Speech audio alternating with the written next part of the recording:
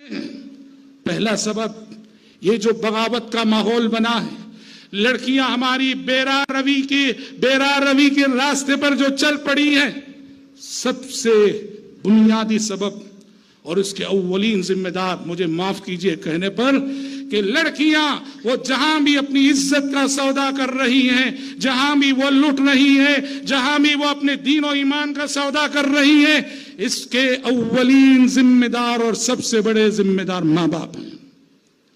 لاکھ آپ مانے نہ مانے، ماں باپ کی تربیت میں اللہ نے وہ اثر رکھا ہے۔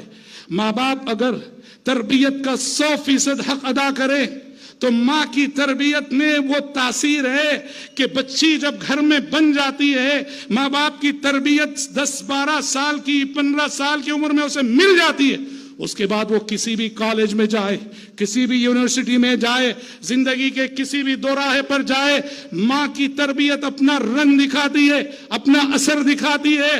خلل وہاں سے شروع ہوتا ہے جب میں باپ ہونے کی حیثیت سے اور میری بیوی ماں ہونے کی حیثیت سے صرف لاڑ کرنا جانتی ہے، پیار کرنا جانتی ہے، اور کبھی میری بچی کو دوپٹے کے بغیر دیکھ کر دوپٹہ پہننے کی تعلیم نہیں دی۔ میرے گھر میں نے ایسا ماحول بنا رکھا ہے کہ ٹیلی ویژن چل رہا ہے، اڑیاں تصویریں آ رہی ہیں، ننگا ناچ ناچا جا رہا ہے، گندی فلمیں دیکھی جا رہی ہیں، فحش گانے سنے جا رہے ہیں گھر میں۔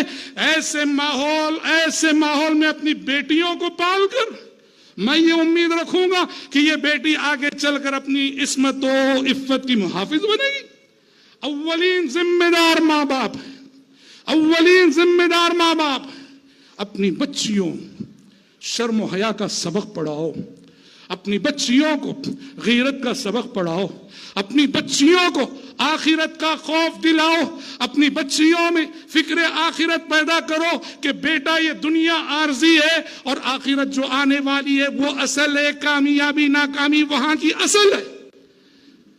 نبی عربی محمد صلی اللہ علیہ وسلم، جنہیں اپنی لخت جگر سے اتنا پیار تھا، جو الفاظ ابھی آپ نے سنے، لیکن یہی نبی اپنی لخت جگر سے خطاب کر کے کیا فرماتے ہیں؟ یا فاطمہ انقذی نفسک من النار فإنی لا اغنی عنک من اللہ شیئا سلینی من مالی ما شئت۔ پیارے نبی سے بڑھ کر محبت کون کرے گا اپنی بیٹی سے؟ پیارے نبی سے بڑھ کر کون چاہے گا اپنی بیٹی کو؟ سچی محبت فکر آخرت پیدا کر رہی ہے۔ آپ نے اپنی لخت جگر سے مخاطب ہو کے فرمایا یا فاطمہ انقذی نفسک من النار، بیٹی فاطمہ عمل کر لے، عمل کر کے خود کو نار جہنم سے بچا لے۔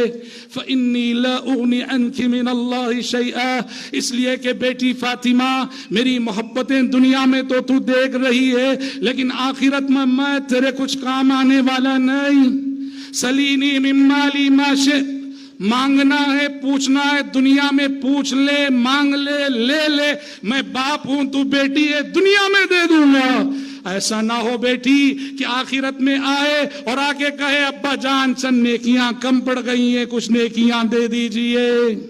کہا نہیں، انقذی نفسک من النار، بیٹی عمل کر کے اپنے آپ کو نار جہنم سے بچا لے۔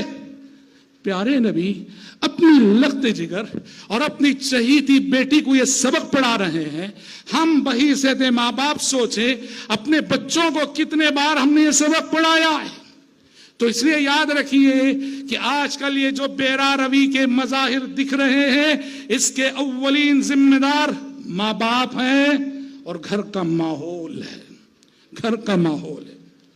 دوسری چیز دیکھو، 2 صفتیں، یہ بات گزشتہ تقریر میں بھی اس کا حوالہ آیا، ایک ہے غیرت اور ایک ہے حیا۔ یہ 2 صفتیں یاد رکھیے، عصمتوں کی حفاظت میں، عفت کی حفاظت میں، عزت کی حفاظت میں، آبرو کی حفاظت میں، جوانیوں کی حفاظت میں، خواتین کی حفاظت میں، ان 2 صفات کا بڑا کردار ہے۔ ایک ہے غیرت اور ایک ہے حیا۔